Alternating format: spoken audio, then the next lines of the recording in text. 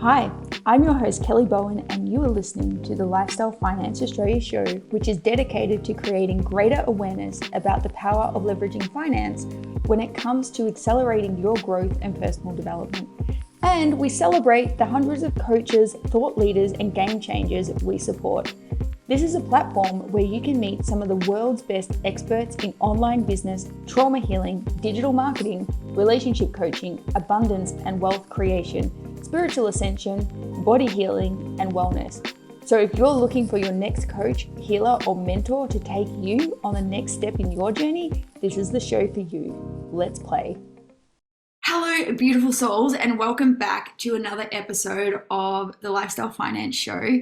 Today, my guest is someone who I wanted to have on the show from my original idea of creating this show. Him and I have a long history. We first did our NLP training together somewhat, maybe like 10, 11 years ago, and it has been such a pleasure and an honor and a joy to watch who this incredible guest has gone into and celebrate him from the sidelines in watching all of his achievements. Today, we have the honor of chatting with Matt Lavars, the founder of Relentless Education. Matt, welcome to the show.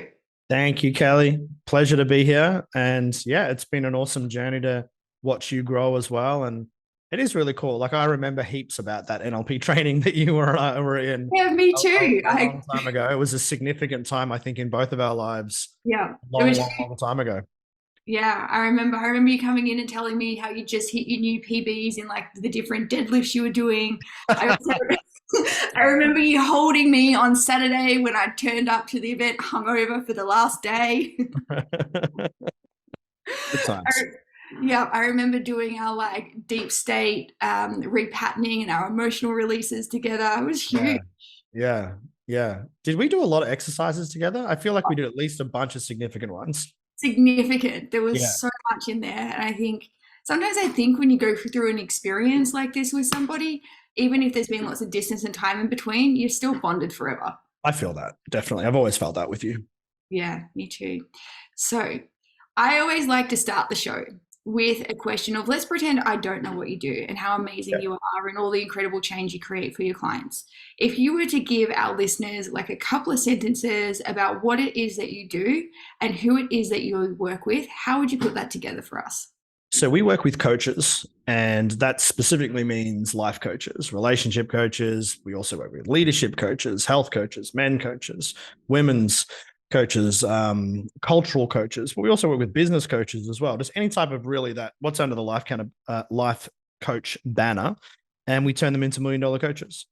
We do that with a system that is foolproof, and we really believe that we have something very, very special inside the marketplace. We know there's a lot of saturation in it, but we have something that truly, truly delivers on the outcome. And I think unlike a lot of people, we are like insanely committed to getting people results, and we really just focus on helping people make money. Yeah, amazing.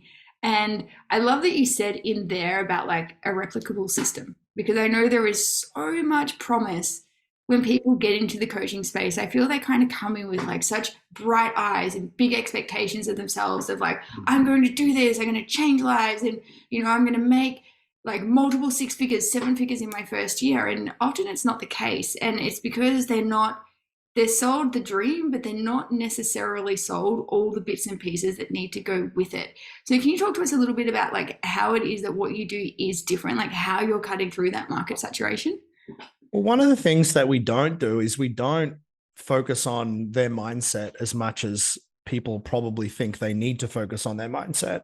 Mm-hmm. So, we have a 6-pillar framework, and the first pillar actually is mindset, right? So it's not like we don't cover it, but when we bring people on, I actually say to them, pillar 1's the only one you can skip, because the rest of it you have to follow from beginning to end. Like you can't skip coming up with a great offer. You just can't.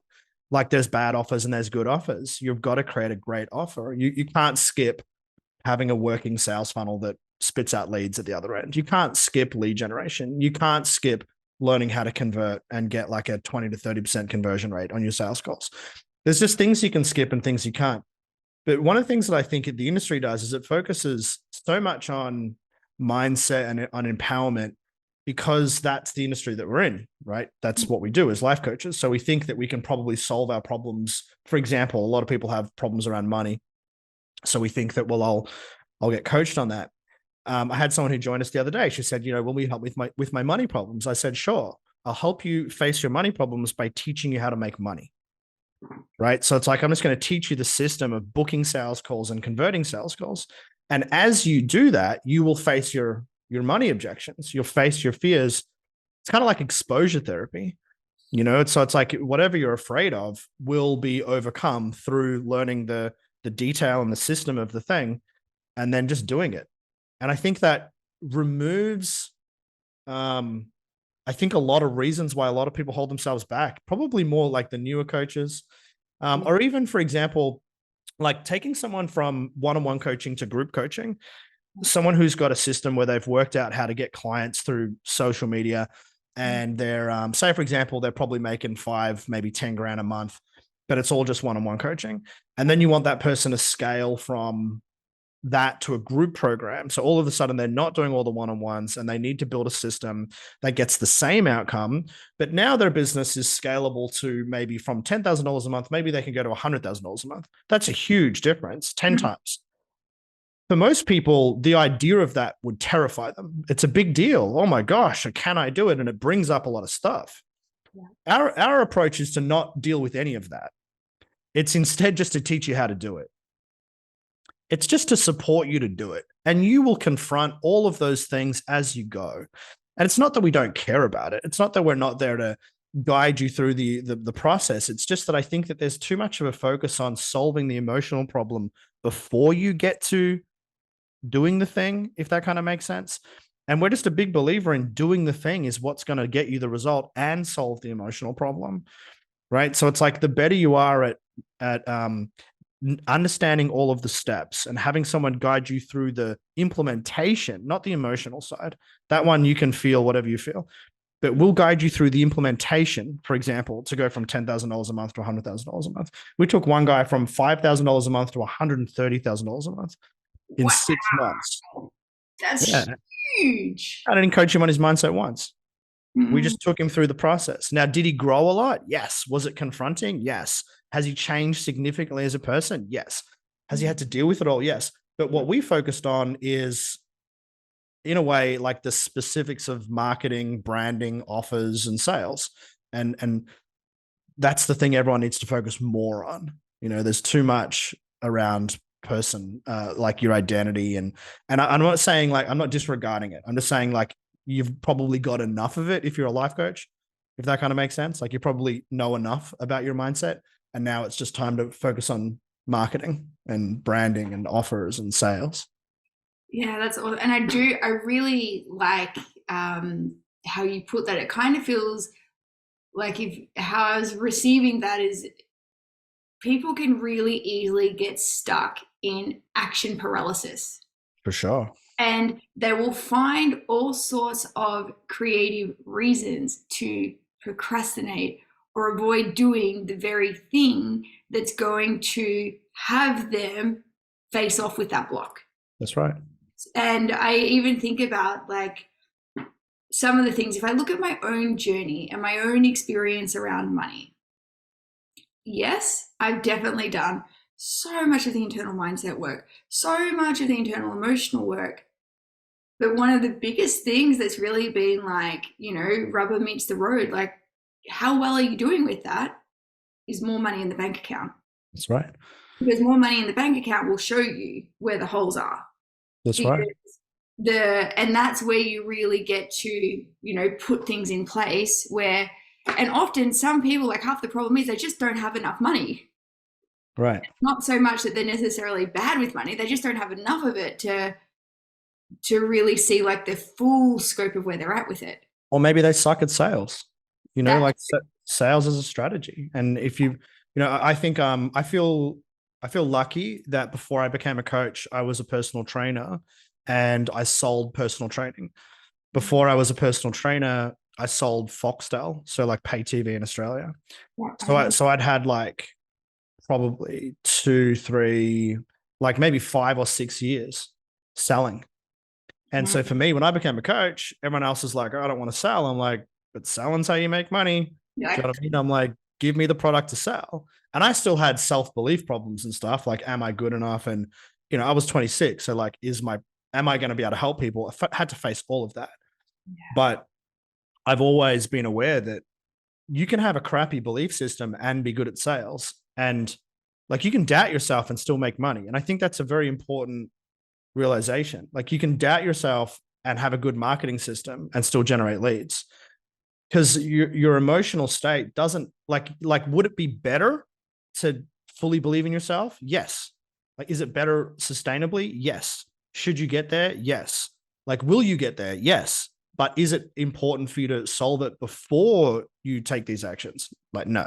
I think that you can have low self-belief and doubt yourself and all of that, and just learn how to generate leads and close leads. And I think that's a very, very important message, because it sets people free from thinking, oh, I've got to do a 7-year retreat before I can make money. And just so I'm not misunderstood, I'm not advocating for not solving these problems. I'm just saying that there is an order in when you need to solve them. Yeah, no, I hear you and I agree with you. And I want to go a bit deeper on this, because there is a really strong correlation from what I see when coaches send clients through to us for us to help them get finance. The greatest, weakest link is this part with the sales process. So sometimes the challenge that we find is that coaches think the only reason people aren't saying yes to working with them is because of money. And very rarely, and I'm sure you can back me up on this one, very rarely are people saying no because of lack of money. It's because they're not seeing the value. And then what they do, or the value in what it is that they're about to receive, and how that's going to create a tangible result that's going to enrich their life, whether it be business, money, health, relationships, whatever it is that they're coming to work with that particular coach for. And if they've done a week close where they're like, oh, just go talk to finance because they'll be able to make it like cheap for you. Right. These deals fall over all the time. And then they come back and try and make it like that it's finance that's the problem. Whereas, oh, really? Yeah. Yeah. Wow. That thought would have never crossed my mind to ever blame you guys for anything. That's hilarious. So this is what happens. And then so we go back, which is also why I have Laura, who actually helps work with our coaches to tighten up some of these processes, because I know it's the biggest gap. But in terms of what you think makes a solid sales process, like if you were to kind of give like a bit of an architecture to different points that a client must have agreement with to get to the end of the call to be like, this is absolutely 100% for me, what do you think that would be? And then also second to that, when somebody's looking for a mentor, like what should they be looking for to know that that's my person? It's good questions. So I could probably answer this question over at least like a day or maybe like 3 days or something, because there's so much in that. I realize I've asked you a question that's like this, not just one. I've given you 2 back to back. Yeah, it's like a mini course. But okay, so the first thing is it's matching your offer to the client's wants. And a great offer is always going to make your sales process easier, and it makes your marketing easier. And so most coaches have really, really bad offers. So a bad offer is, I'm a life coach and I can help you with anything. And so it actually does work though. Like, it'll work for your first maybe 5 or 10 clients, because a lot of the time when you first start out a coaching business, the people that initially start working with you are just people inside your circle. So they were watching you and they go, oh, they're a coach now. Yeah, great. That's awesome. And I love what you talk about. And I've got no idea what it is, but sure, I'll jump on a call with you. But when you take this out into a cold market, like you and I are in, both of us run ads. And so we're in a cold market. We want to meet people we don't know. We don't just want to do a network marketing thing and cycle through our friends until we've got no more friends. we want to keep on going outside into the world. Yeah. Then the quality of matching what the client wants, which is called desire, to the offer, and making sure that your offer, you've funneled their desire into something that is exactly what they want. It's an easy thing to do, but for most people, it's hard to get their head around, because most people make the most common marketing mistake is to sell people what they need instead of what they want, right? So as coaches, we all know what people need. What do people need to do deep inner child work? Everyone should go and do it.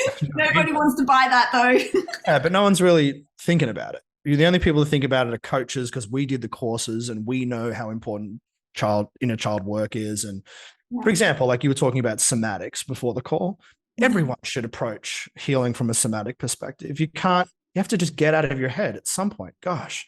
Yeah. But no one thinks I want somatics unless they've already done a crap load of coaching and healing and they've run out, which is an avatar, someone who's done a lot of stuff and is looking for something. So anyway, so doing enough work to make sure that you are giving people exactly what they want and not what they need. And when you create an offer, and I'll give you an example. So our offer is we have a free offer, and obviously we'll talk about this at the end, but it's called the 10K challenge, and it's for coaches, and we're going to show you how to make $10,000 inside 4 weeks. That's a great offer because it's what people want. You know, people bag it out and they go, oh, people are offering 10K offers, like, because it's the thing that's been done 1,000 times, but it's the thing that'll always be done because it'll always work because everyone wants 10K in 4 weeks. It means that you make about 100 grand. And for most people, it means you can leave your job. So it's a clear want. And you could argue with me and say, well, it's been done. And maybe that is good enough logic to say, tweak it and change it in a way if it's been overdone, but it's still a want. You can't argue with that. It's a want. Now, what do people need? Well, people need to learn how to write copy, for example. So you need to essentially become a copywriter. But I don't run a learn how to write copy in 4-week challenge, where the learn how to write copy in 4-week challenge would actually get you money and get you leads. No one wants it. So I can't sell it. So it's a poorly defined offer. So the first thing that matters in sales is a well-defined offer. And a lot of people miss that. Because if your offer is shit, which is like 6 coaching sessions with me, and it's like, what do I get? You get time with me. What am I going to solve? The stuff that you want to solve. You can't market that, but you can start out as a coach by doing that. And I think we all did when we first started coaching. You know, 100%. That's literally what I offered, 6 coaching sessions. So anyway, a well-defined offer. Then inside the sales session, the art of sales is tension. So people only make decisions when there's tension. So if you think about it, I've had problems in my life where I've smoked too much weed before, or I've eaten crappy food, you know, like I've allowed myself to eat too much carbs, or I've not worked out, or I've been in a bad relationship, and I've had these problems, and I've been in my life where I've had these problems and I've done nothing about them. You know, I've just been like, I'm just in the problem. And the reason why you stay in the problem is because there's not enough tension. It just means like there's not enough like reason. There's usually not enough friction. There's not enough bad stuff. And usually when there's enough bad stuff, people are willing to move. And so a mistake that people make is they try to sell things to people that don't have enough internal tension ready to actually do it. And another way of saying that is they're not ready to buy because they're not actually going to do anything about it. So they're like, you can't help people that are apathetic. If someone's like, you want to change? I could, but you can't, that person's not buying anything because they've got apathy. So the art of a great sales conversation is, can you tease out that tension? You can't create it, but can you tease it out by asking great questions? Tell me about your problem. Why is that a problem? You don't have to poke it and make it worse because it's already bad. You just have to talk about it, acknowledge it, validate it. And then the next thing is you have to show people that it's possible to solve it, because not everyone knows that their problem is solvable. Show them a future where they could actually no longer have that problem. And obviously that has to be the offer that you've put together. Specific, I'll get you from here to here. And then the last part of a good sales conversation is just external tension. If you join today, I'll give you $100 off. Or the deal of November is blah, something like that. So it's like, if there's enough internal tension and enough external tension and the deal is good, then people will buy. Yeah. Thank you for sharing that. I think that's really super valuable.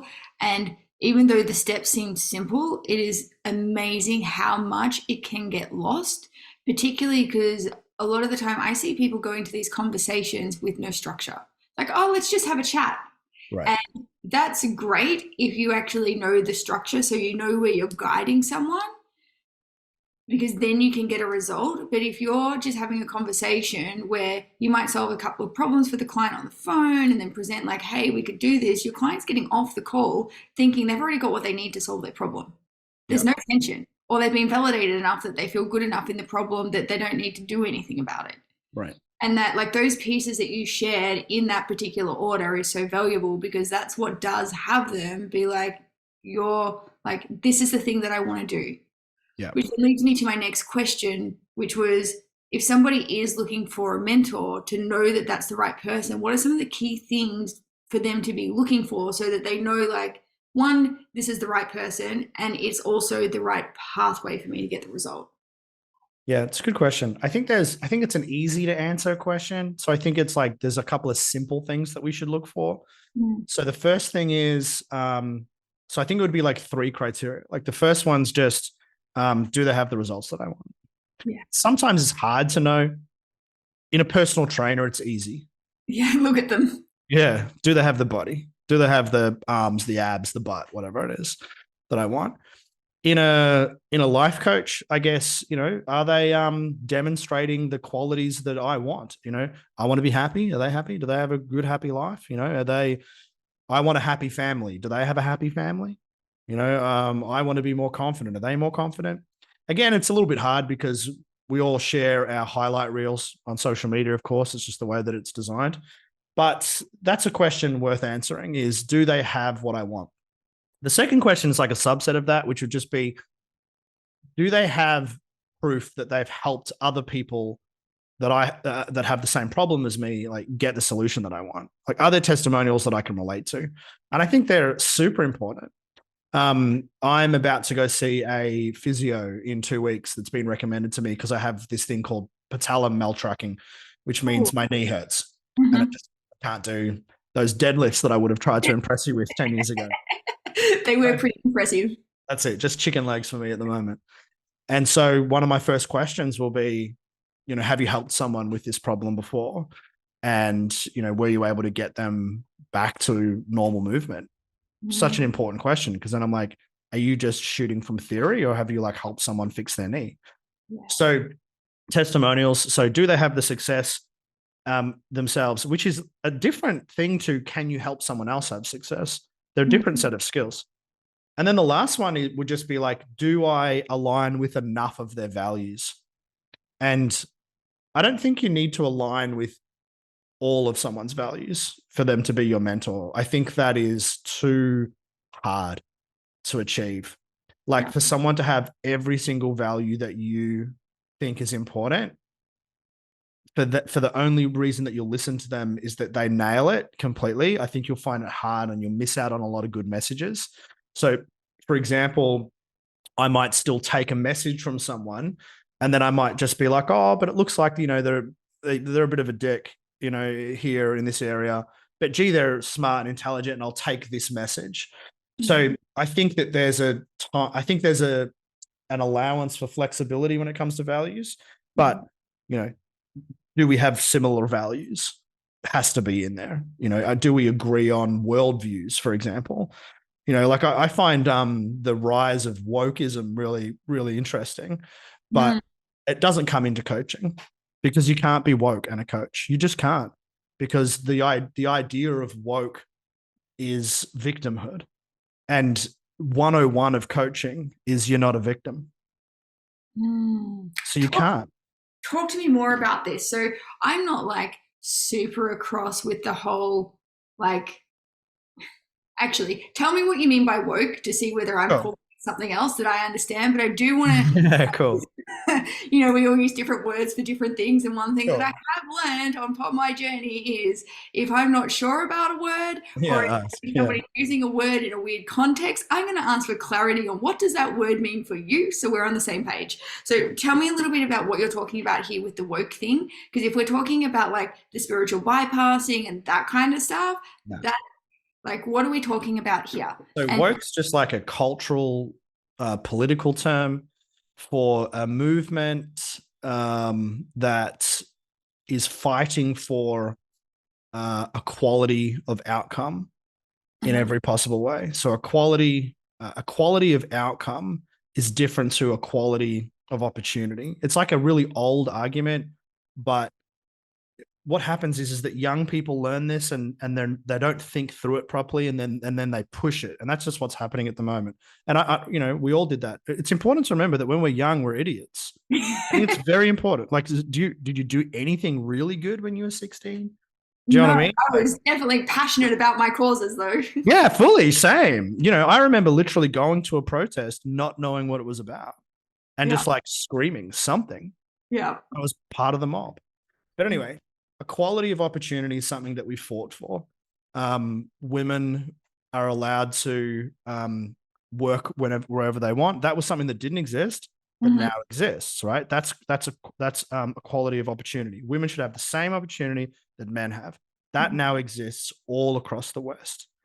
An example of equality of outcome means that if you work really, really hard and you earn more than I do, and I don't work as hard, I should earn the same amount that you earn.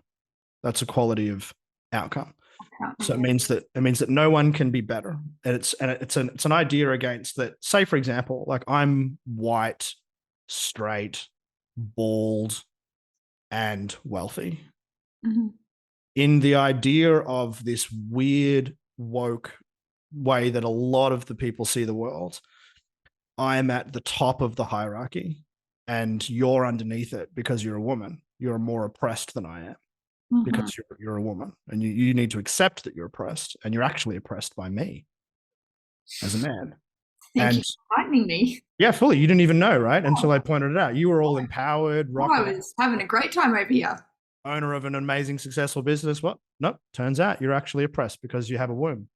So the idea of wokeism also means that we should feel guilty because of the sins of our ancestors. So, for example, no one agrees that the colonization of any country, which has consistently happened over the history of humanity, no one goes, yeah, good. Kill the indigenous people. No one. We all understand that it was wrong. But wokeism says that I should feel guilty about it. And there's no end. There's no end to it, because it just simply says that I'm a victim. I can't be a victim. I'm not a victim. But say, for example, my wife, she's Filipino. So they were taken over by the Spanish. So I could say that she is a victim of oppression and doesn't have as much opportunity as me because of the color of her skin. My son is half Filipino, which means he doesn't have as much opportunity because of the color of his skin. And I just think it's the most stupid way to look at life. And someone will probably listen to this and disagree with me, and that's fine. Feel free to disagree. But I would just argue that it goes against everything coaching teaches, because coaching teaches that your world is a creation of you, and you decide your beliefs, your standards, and you then create a reality based on how you choose to see yourself, which is your self-image, which is made up by you and not the society. And if society says you're a piece of shit, then you just get to say, well, I don't agree with you. Thank God for coaching. If and for example, like the whole feminist movement is an example of that. People like, you can't do this, and women are like, fucking, I'll show you. Watch me. Look at me. Yeah, watch me. I'm the CEO of the company. You're the CEO of the company. You're a female. How'd you do that? Oh my God. Because you just fucking made the decision and just did it because you decided to tap into what's inside of you. So coaching and woke don't go together, because you can't be woke and have personal responsibility. Or agency. Exactly. Because the simple argument would be, well, I disagree. Yeah. Wow. Okay. I didn't realize that was the woke movement. There are certain cultural things and many world things that are going on where I have sort of like all the things that you said, once you explained it, I was like, oh yeah, I'm very aware of those things. Right. But I deliberately choose not to, or I choose ignorance, or a level of ignorance, purely because once you start to tap into a collective consciousness like that, now you're starting to take on collective belief systems, collective values, collective behaviors. And for me, there was something, I heard this in a Will Anderson event. And anybody who doesn't know Will Anderson, he's a really famous comedian. And he probably said one of the most wisest, profound things that I've ever heard. And to this day, I still live by it. And he says life is a competition of ideas. And whoever has the highest idea, stand for yours until you're given a higher one, and then take the higher idea. And for me, when I'm looking at choosing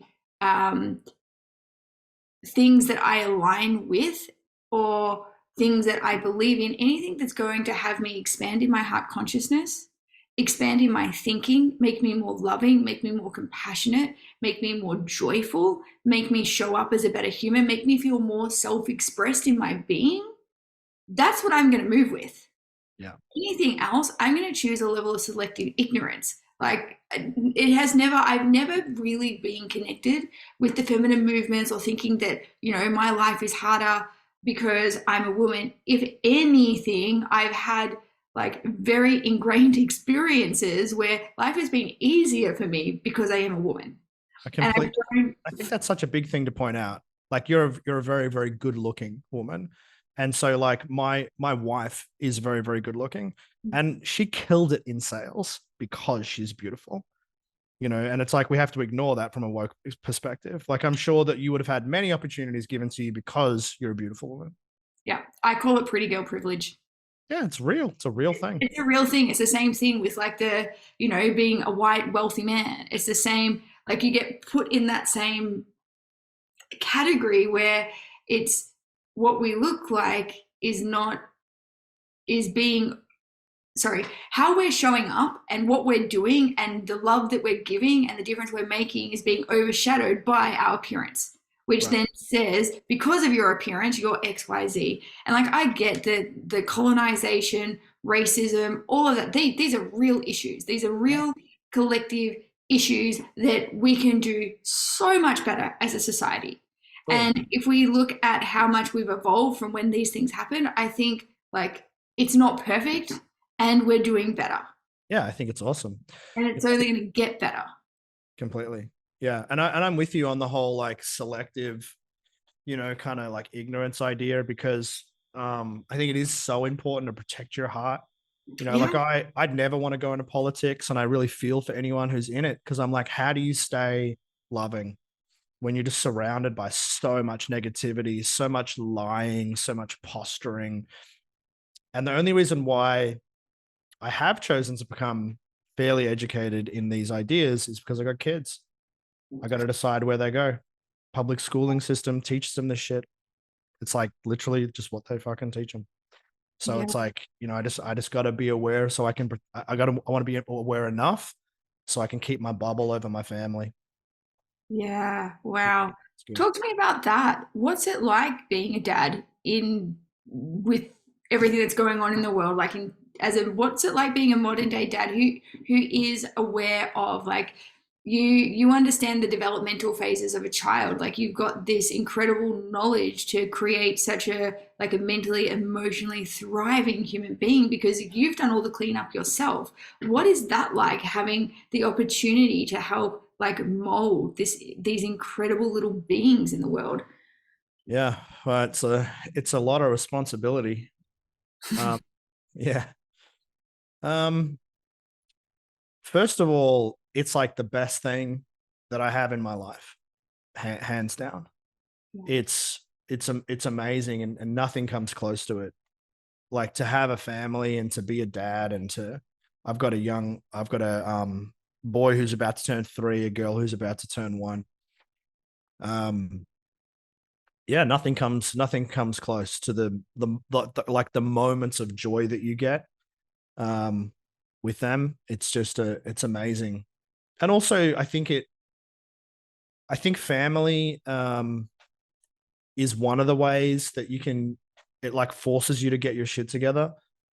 I really like a statement by Jordan Peterson, said that families that one of the only things that'll cause you to care more about others than yourself.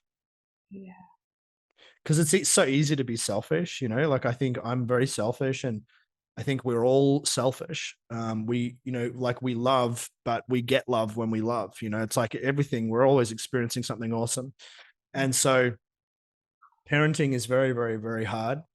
And I'm definitely not nailing it in any sense.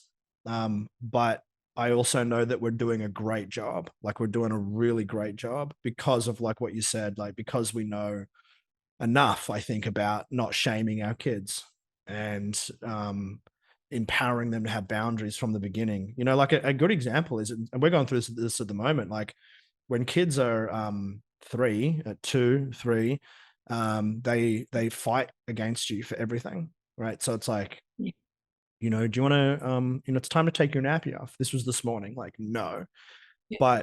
but you can't just override that because I could easily do it. And I did it initially until like my wife pulled me up on it. And we I guess we learned more. Brené Brown's amazing for this stuff.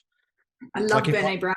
she's my favorite. Like if my son's like, no, and then I'm like, well, it's happening anyway. Like I'm just going to take your nappy off because we're going to take the poo out. You're going to get a sore bum. And do you know what I mean? It's like, you have to change your nappy. You can't just have a pooey nappy for 4 hours because your bum is going to hurt way more later. So, you know, but also you have to like understand that when your kid's saying no, and this is what I'm learning, it's like, you have to kind of be like epic. Like you don't say it, but you feel it because you go, epic. My little child's getting its own power. It's having a little power moment where it's just like, I'll stand up for myself. And if we push that away, then he'll become a people pleaser like I was. You know, just be like, it's okay, everyone. It's okay, everyone. I don't have any needs. I don't have any needs. So yeah, parenting is extremely challenging. But to kind of answer your question, like, what's it like? I'll probably go back to the joys of running a business. To me, the greatest thing that my business does is it allows my wife to not work. It allows us to homeschool our kids, and it allows us to keep them home all the time. It allows us to get extra help, like a nanny. It allows us to design it exactly the way we want it. And so, you know, I'm a very big protector of our house and our education and what we let in. And we're doing it the way we want. And like our son, like Noah, is very intelligent. He's very kind.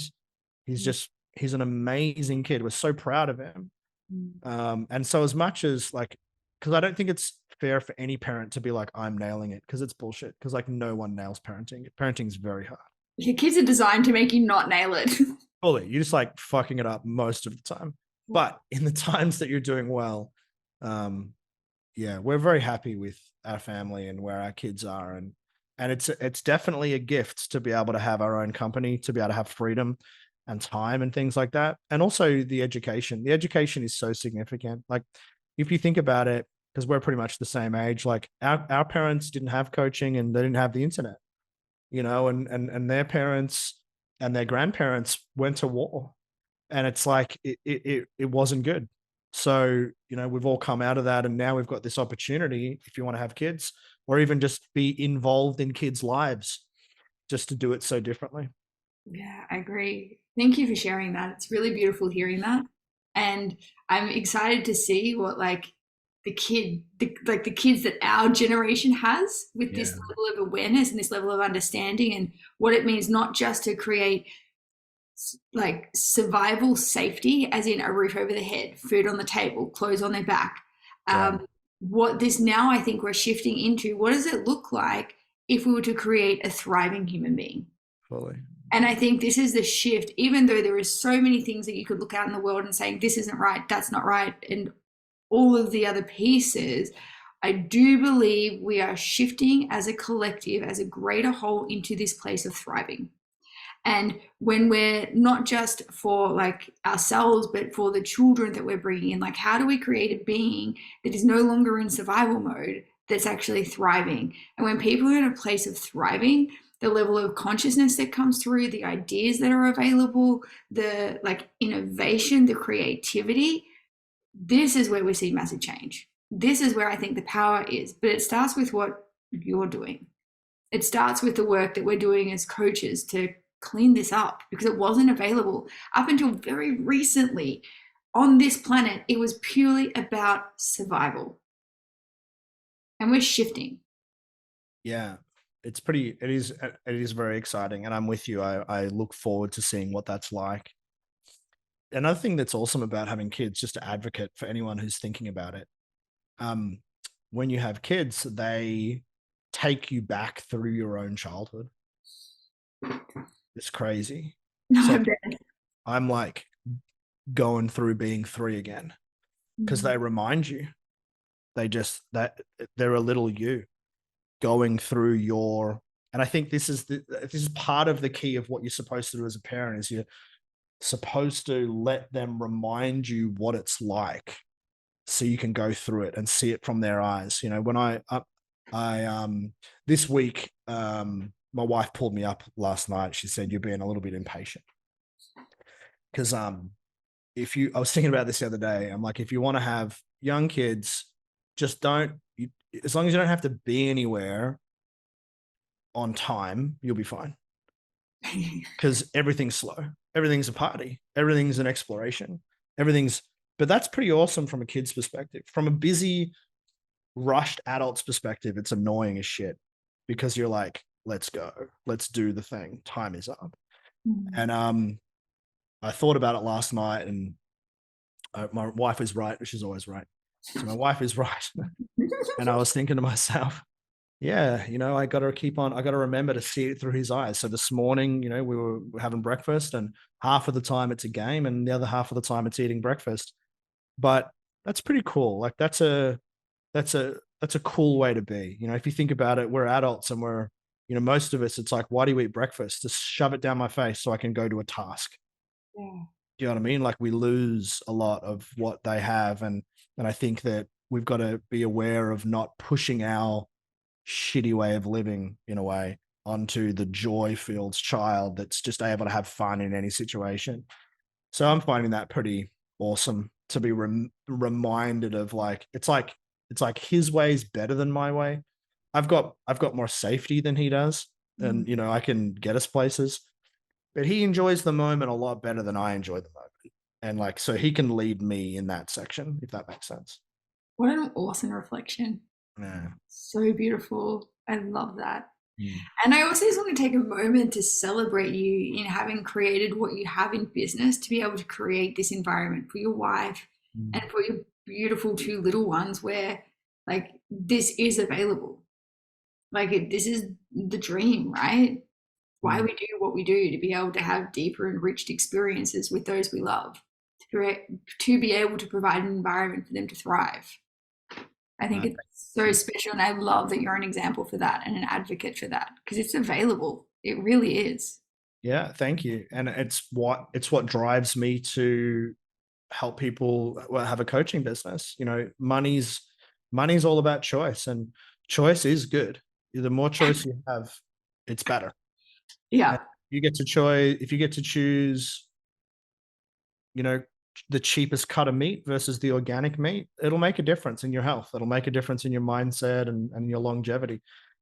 And so whenever I'm helping our members grow their coaching business, I'm always thinking this is awesome because it's going to help you create your own version of whatever I'm building. Everyone's got their own version of it, but whatever that means for you, if you have good values and you have more choice, then you're a force of good. Yeah, 100%. All right, fun question for you. Yeah.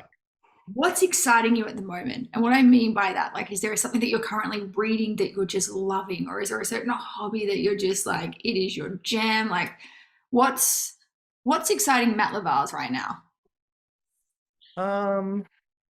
I would say it's probably 2 things. So the first thing is I like to produce techno music. And so, right. yeah, but I don't have any time for techno music and I'm not like unhappy about that. I just don't prioritize it because I'd rather spend time with my kids. Yeah. But every now and then, if I get an opportunity, there's some cool stuff in the works, and I'll probably release a good banging techno track soon. So that'll be something you can keep your ears out for on Spotify. Can I get a copy of that? Yeah, for sure. I would love to hear it. Yeah. But the thing that I'm really loving learning about is I'm really loving going back to Brené Brown's work and John Bradshaw's work and going back to learning about the effects of shame and what that has. And I've done so much of that work myself, but now I've got kids. I just feel like it's time to go back and work and to become aware of where are the things that where are the places that I'm still hiding. So if you asked me this question 6 months ago, I would have been a very different answer, because I haven't really done any kind of like self-reflection work for quite some time. I've just been focusing on building things, improving my health and different things like that. But to learn to be more vulnerable and to be okay with not having all the answers to things, to just be okay with like not having it all figured out, and be okay to be afraid, and be like, one of the things that came up for me was like, because what you learn as a parent is that everything that you demonstrate is what you pass down to your kids. It's not what you say. So it's a little bit annoying because you can't get away with just teaching them good stuff. It's just like wherever you're at, that's the carbon copy. And so, and one of the examples, I think maybe, no, John Bradshaw gave this, I was listening to, for those of you that want to follow up on his work, the book is called Healing the Shame That Binds You. It's a really good, it's a very old book, and you can check it out on YouTube as well. But he says, like, his dad never cried. He never saw his dad cried. And so he never learned to cry. He thought as a man, it's not okay to cry. And I'm like, how do I feel about that? I'm like, well, I feel like I can cry. It's okay to cry, but not around other people, not around my mother-in-law, maybe with my wife, but I don't know if I want my son to see me cry. And I thought about that, and I'm like, I still have some shame there around it's not okay, So I'm enjoying just taking my time through doing that work myself at a deeper level. After how long have I been learning? 13 years or something like that of learning this stuff, and just realizing that I'll probably never, I know this logically, but it's a good realization. It's like, I'll never get there, and just being okay with that. Yeah. Yeah, amazing. Thank you for sharing that. I always like to ask that question because it's just, and I love that you've got two flavors there. I love that you've got something that's like totally outside of the box that is work for you, and then also the personal reflection piece. Yeah, thank you. I think it's really important, and I know I've definitely gone down this path, and I know it's really common for a lot of our listeners, particularly in the early days of business or particularly into this personal development space. Like 80-90% of your time is on this. Right. And there's this whole other human part of you that sometimes gets a little bit neglected. Yeah. And this other space, like for me, I was really resonating with some of the things you were saying earlier about how when your son eats his breakfast, half of it's a game and half of it's for food.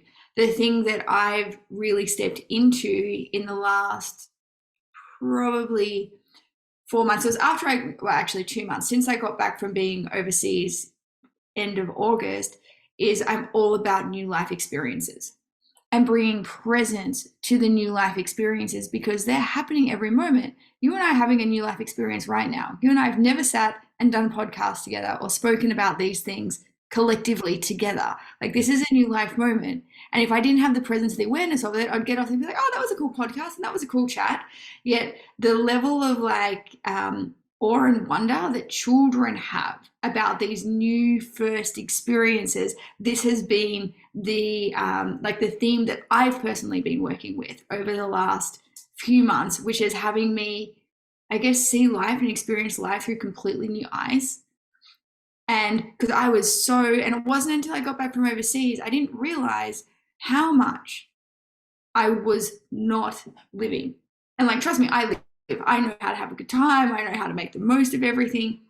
But in terms of this level of presence, and it was all very much 80% focused around my business, my mission, helping others, where is me as the human who's not working on myself, working for others, that kind of stuff, where was my enjoyment?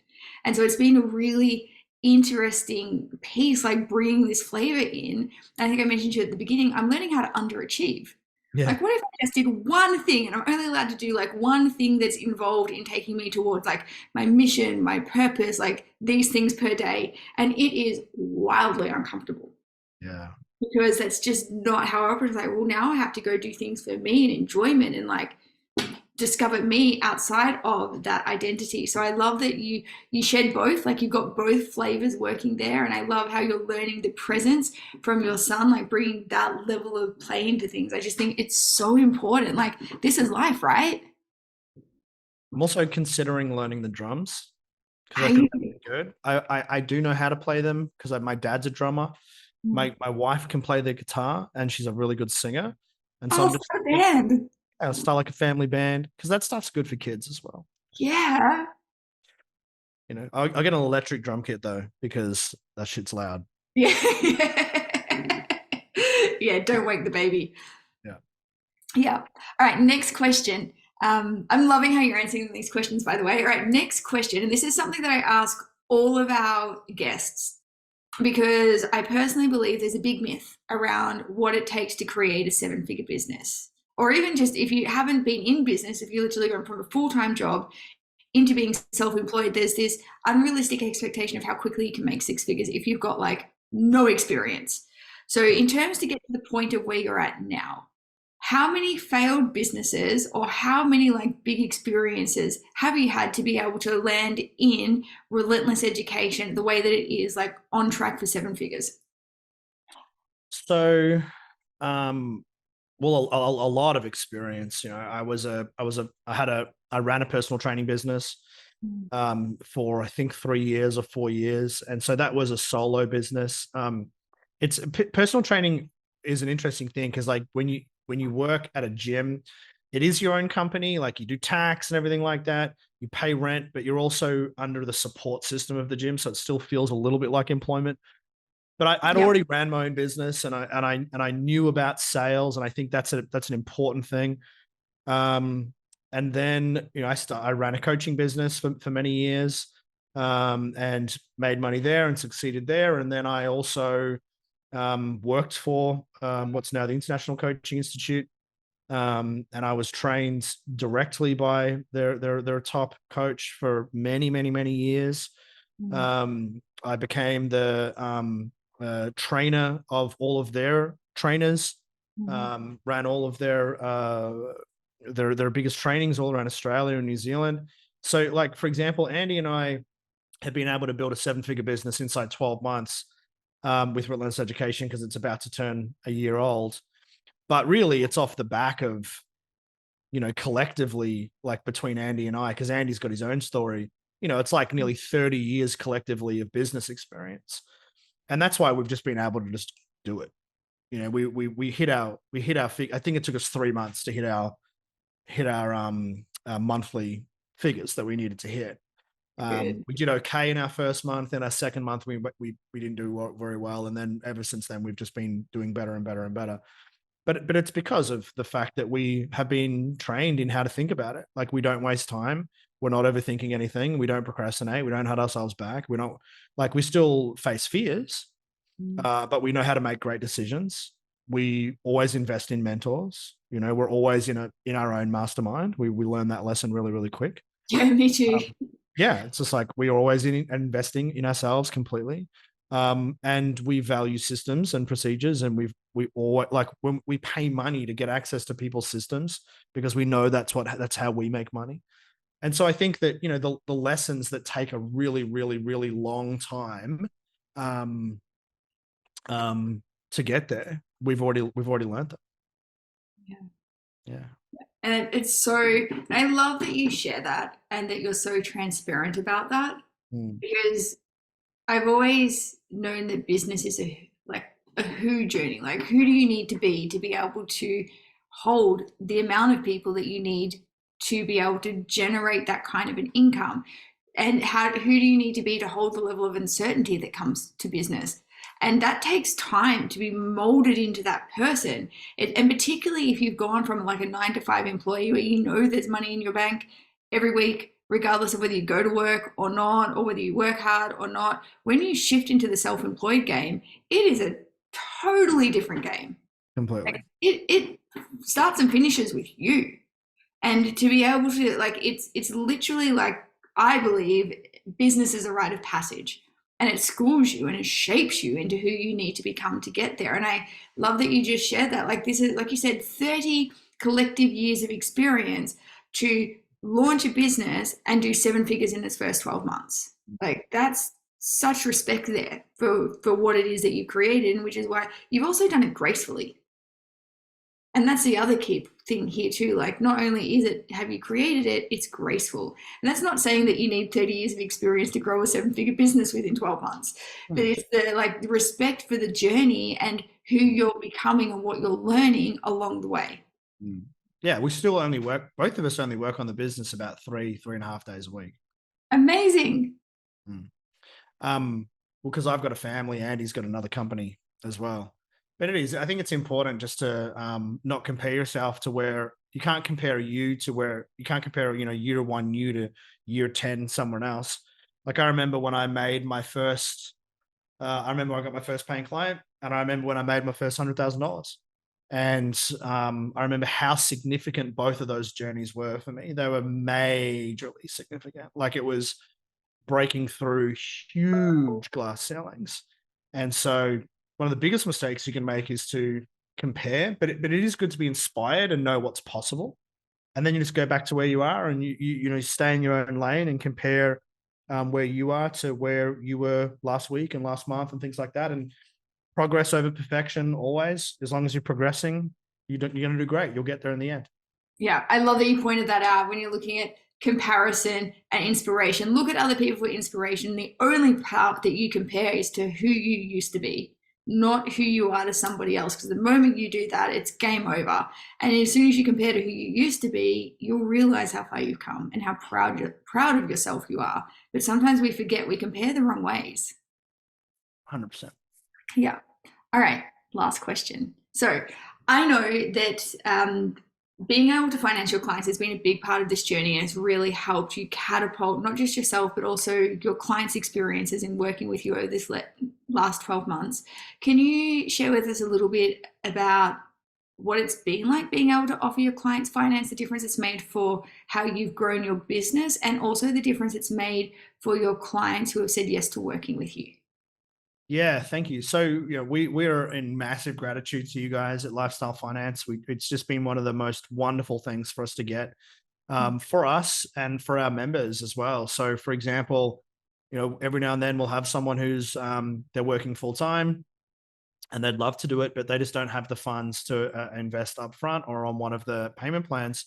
So, finance is an option that allows them to start learning how to make money at a lower investment rate, which is huge for them. And for us, we help them make their investment back plus a lot inside first 12 months. So they all, they pay out their loans early, and it's an amazing thing. And I think that, for us, for any business, being paid up front changes the game for you inside your business. And so if you're new to coaching, you haven't figured that one out yet, you will at some point.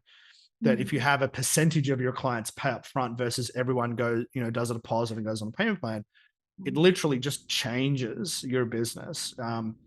Cash is a very big deal when it comes in up front, and what it allows you to do inside your business and where you can reinvest that.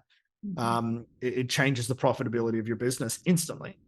And so there's always a percentage of people that want to do up front, but you can increase that by putting people on finance. And it also allows you to have people that maybe couldn't have worked with you previously now work with you because they're willing to do finance. And I think one of the things that makes your company especially great is that you are a coach, your team are coaches, you get the industry. And, like for most people working with any type of finance or accounting, no offense to the accountants and the finance people, but like as a generalization, they're not the warmest bunch you've ever dealt with. No, they suck. Yeah. And so you guys are awesome, and you are warm, and you do get it, and you get you get what the investment is about. You get what the investment means to the person that's investing. So no, it's a wonderful thing, and it's been a pivotal in our success. Thank you so much. And it's been such an honor to like watch you guys grow and see you run with this. And then even when you send clients, your clients to us when they're ready to have finance set up within their business and watching it grow. So every time like I see this, like this life cycle happens, for me, this is where like I feel my mission of helping the planet evolve in its consciousness, but also fundamentally change its relationship with money and abundance is like, this is where I see the ripple effect going out. And you never know like how far that goes. Awesome. And I still remember the moment where I realized, because finance was never, that was never the dream for me. It was always coaching. And I didn't know how the two were going to come together.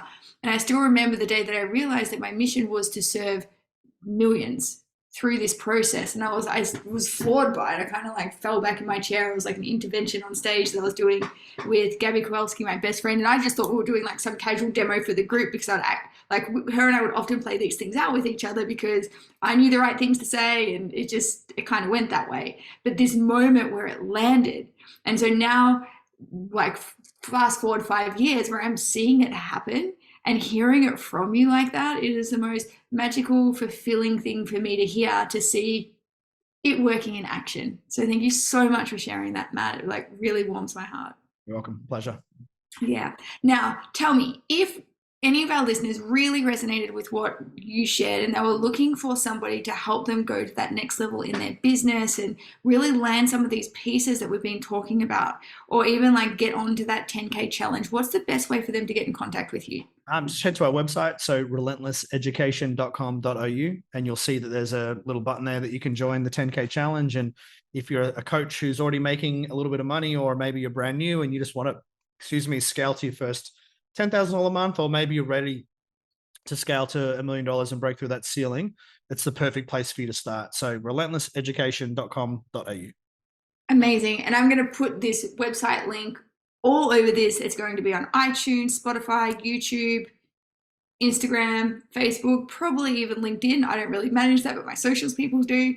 And Matt, it has been such an amazing time chatting with you. Like I said, I wanted to have you on the show from the beginning, and it's been such a beautiful conversation, and I absolutely celebrate you and Andy in everything that you've done. Thank you. It's been a pleasure. Always. Thank you for listening to the Lifestyle Finance Show. If you loved this interview, please feel free to share it, because if it made a difference to you, it will absolutely make a difference to others. And if you are a coach, healer, or mentor, and you'd like to explore getting finance set up for your business so you can get paid in full from day one and financially support your clients in a far greater capacity than just your in-house payment plan, head over to my website, www.lifestylefinanceco.com, and follow the prompts so we can explore this further. Big love, beautiful soul, and thanks for the support.